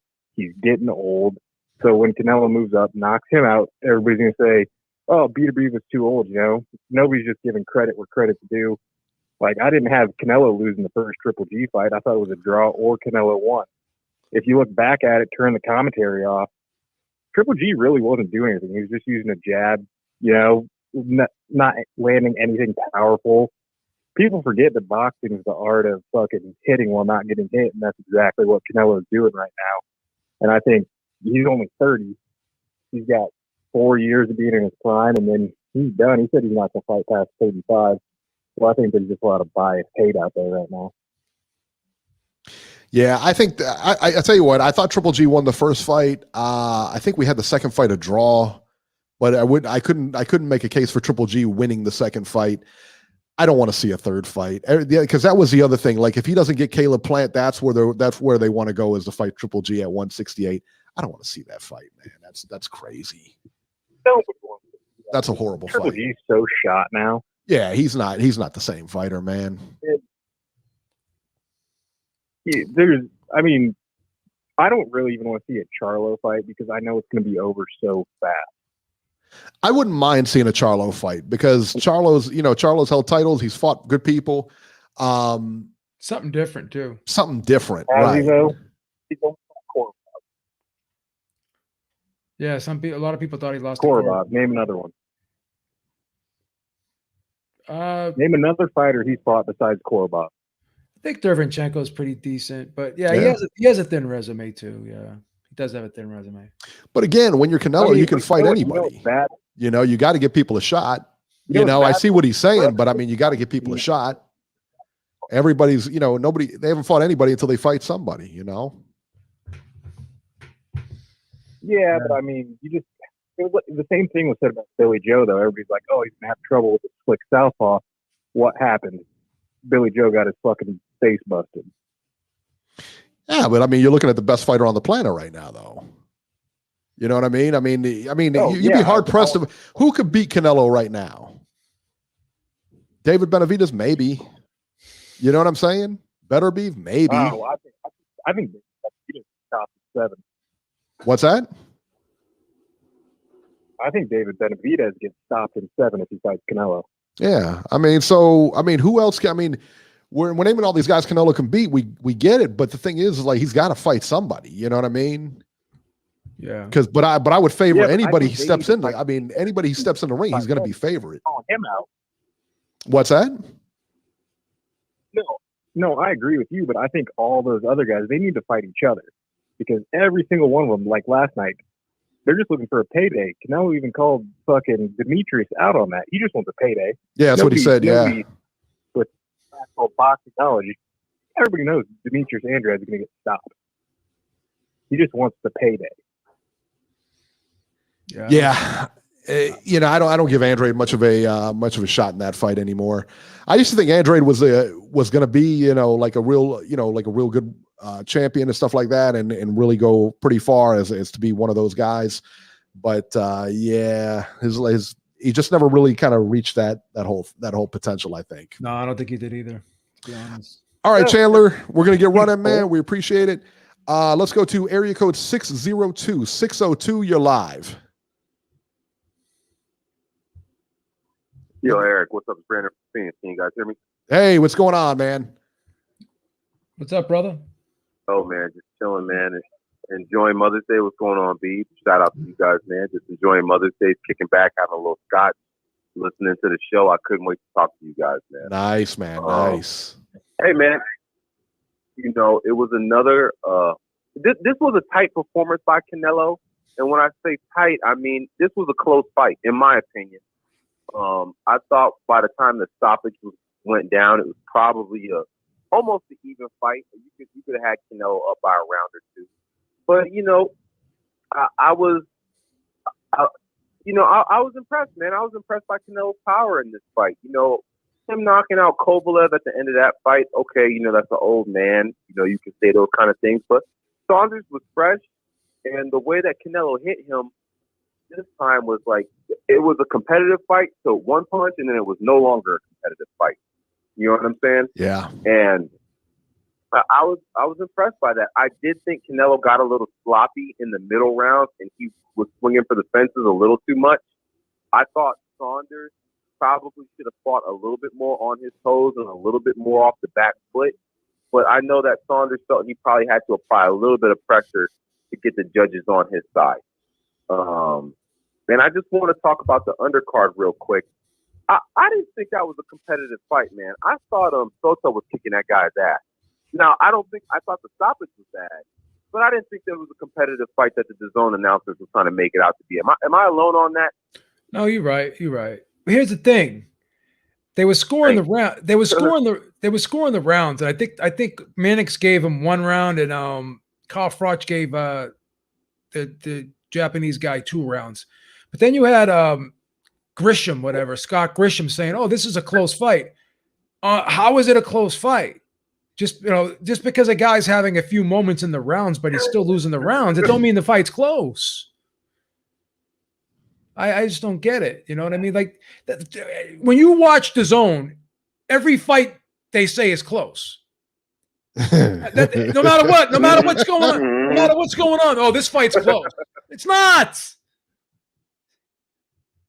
It's just Thank you, B. They're horrible. I was screaming at my wife. I was screaming at my kids. Like, this guy has no pop in his shot. He looks like he weighs 20 less than this other guy. This isn't a fair fight. And Soto said it from the beginning. I mean, from the first round, he was hitting him when he was hurting him when he touched him. So I just didn't understand why they were trying to hype this up like this was a close competitive fight when it was never that. It was a bad stoppage by Cole. I wouldn't expect nothing else. You know, Lawrence Cole was on brand once again. But, you know, I just wanted to just get some confirmation from you guys about that. Thank you very much. Well, you most certainly are welcome for it. I'll give it to you anytime you need it. Thank you. The next fight for Canelo being Caleb Plant, I like it. You know, my problem with some of these PBC guys, and not even the PBC guys, I shouldn't say that because I think Andre falls in the same category. You know, Andre's got to fight somebody. Caleb Plant's got to fight somebody. And Benavidez got to fight somebody. Caleb Plant's got the title, though. Guys, I mean, Caleb Plant's got the title. yeah, That's what Canelo wants. Who did he beat? It doesn't matter. He's got the title. He's gonna fight him because that's the unification. That's the unification. That's the final piece of the unification. No, I get it, but what I'm saying is, I agree with that. Yeah. Mm-hmm. Go ahead. No, we're not defending the resume. We're not defending the resume. No. I'm just saying that's the final piece of the puzzle. That's the last stone to go in that. He just wants the belt. That's why he would fight him. What do they call that Thanos glove? What do they call that thing? Infinity Gauntlet. I got one. Yeah, it's the last stone of the Infinity Gauntlet. You know, I got one in my closet. No, I'm with y'all on that. Right next to deflated Lois. Whoa! I have no problem with him fighting Plant. You know what I'm saying? But I'm just saying for the fans of the other boxers who are, in the shuffle or have a potential shot at getting a shot at Canelo. Yeah. These guys haven't done anything. None of them. It'd be nice if they would have just fought each other at one point or another, so we could point to that guy and say, "Oh, that guy deserves a shot at Canelo." You know what I'm saying? But that is what boxing is in 2021. You know what I'm saying? It is what it is. Now, I have a question I want to pose to you guys before my phone dies here real quick. Okay. Do you mind if I talk about this esports boxing game that's getting ready to come out here in the next couple months or year or whatever it is? No, go ahead. Okay. The roster, to me, it's a long roster, and they got some big names. And this game isn't being made by a big gaming company. So I'm really wondering where they're getting the money from to license these fighters. And I don't, next time you guys interview somebody, maybe you could get some of the background chatter on this. I listened to Sean Porter's podcast. He said he was very happy with the business of how they're doing business to get them in there. But if you look at the roster, the number of fighters that they have in there, there's a lot. Getting a Terrence Crawford, getting a Sean Porter, it's a lot of people. And no EA game, which is probably the biggest, at least it's the biggest sports gaming company out there, probably let alone one of the biggest gaming companies out there. It is a publicly traded company. They never had a roster like this. No. You know what I mean? In a climate where there's no competition, these guys have really gone above and beyond. I don't know if it's just fighters, doing it for the love. You know what I'm saying? Especially some of these younger fighters and fighters that don't have a high profile. But they got some decently high profile guys in there. And I just wonder, or I would like to speculate on where do they get this money from? Are they getting sponsored? No. Maybe in-game ads? I don't know. What do you guys think? No, I don't think, I'll tell you what, I'm going to go ahead and I'll answer it. I'm going to put you on hold now. Go ahead and answer that. I don't think, and you've heard about this, Beeb, as well. I don't think that they're paying those fighters at all. I think what's happening is if the game takes off, they'll get royalties then. At the same time, I don't even know how they would do that. That game's, EA Sports is the biggest video game, sports like Brandon just said. They're the biggest one. And they couldn't get a roster like that. And there's probably a pretty good reason they couldn't get a roster like that. The other part of this is, are they just using the names and then the fighters, because like on EA, the fighters had traits, like those guys' traits and everything like that. They'd move like them, they'd hit like them, and they'd have all numbers assigned to them and everything. Will this be the same thing? Will this just be kind of a shell with just a name and a guy looks like him and they fight? Everybody fights the same way? I don't know. But there's no way. I would venture to say there's no possible way they could pay those guys right now. I've never heard of this company. I've never heard of, and that doesn't mean anything. But I don't know how many video games they got out, how many times they've done this business. I honestly, I think it's probably like, hey, if you let us in and it does something on our second game, we'll start paying you. I think it might be something like that, like a promise down the road or something like that. That's my feeling on it. Before we go to 267 in Philadelphia, one quick comment here. Chandler M says he's the 515 caller. He says that Kambosos is going to upset Teofimo Lopez. Son, let me tell you what, I will take that bet any day of the week. Yeah. There is no chance. I don't even think that fight goes the distance. Do you, Beeb? No, I don't. No. Yeah. No. I don't think that goes the distance either. No disrespect to Kambosos. I saw him. No. Who I see him fight? What's the guy that I saw him fight? And I wasn't overly impressed with him. Yeah, what are we doing? Chandler M said, let's bet. What do you want? A pie bet? Let's do a pie bet. Can you do that? Because we can do that. I can for sure do that. You're going to bet that Kambosos wins the fight. We'll just win it straight up. Yeah, he fought Lee Selby, I think. I didn't think he looked good in that Lee Selby fight. Lee Selby's a good fighter, though, but he's not Teofimo, though. You know what I mean? Yeah, Chandler M., if you want to do a pie bet, I'm all in. And I take Teofimo to win that fight. No questions. Area code 267, Philadelphia. You're live. What's up, guys? How are you, man? Who are we speaking to? Philly Irish, Drew. Hey, what's going on? What's up, Joe? How you doing, man? What's up, brother? Nice to hear from you again.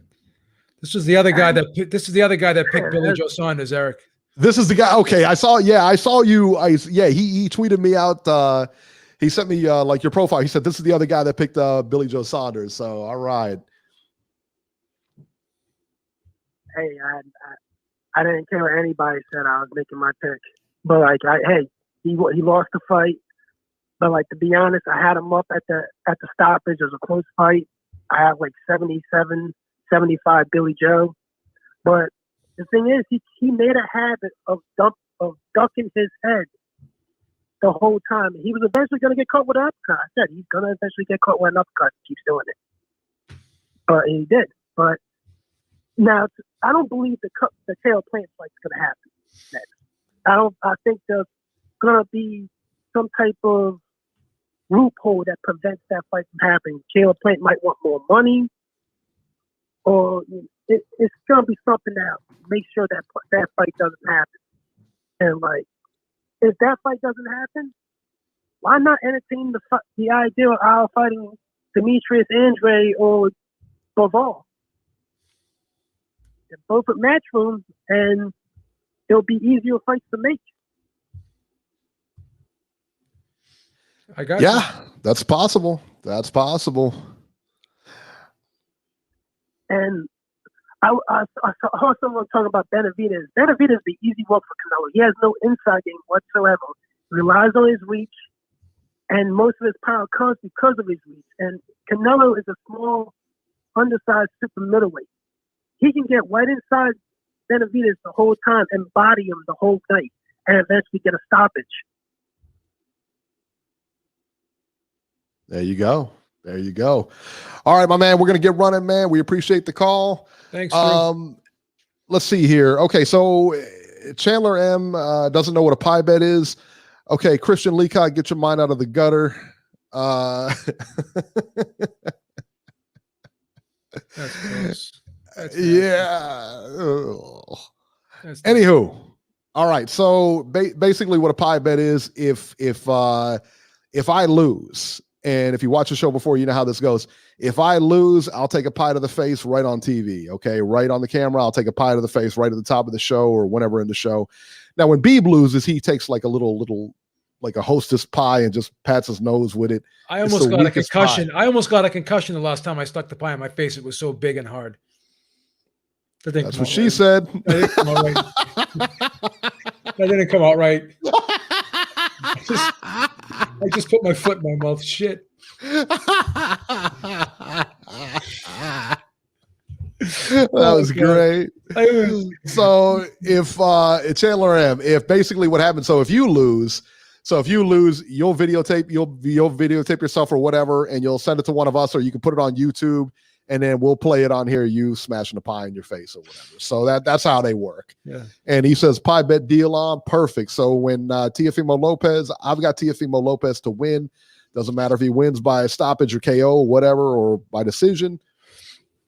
Make it Apple too. There you go. All right. Yeah. I'll tell you what, you can call out the name of it. That's fine too. It'll be Apple. I'll do an apple pie if he loses.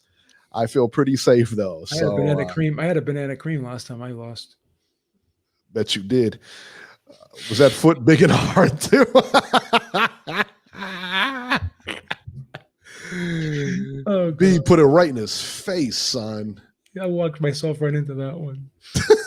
That was like Tyson Fury punching himself in the face. That's what I just did. Oh, that was great, man. That was great. Nuts. All right, guys, that'll do it for this edition of Ringside Reporter. As always, you can catch Joe Habib on Twitter at JHabib1. Find our YouTube channel at ringsidereporterlive.com. You can catch me on Twitter at ringside73, and we will see you guys next week.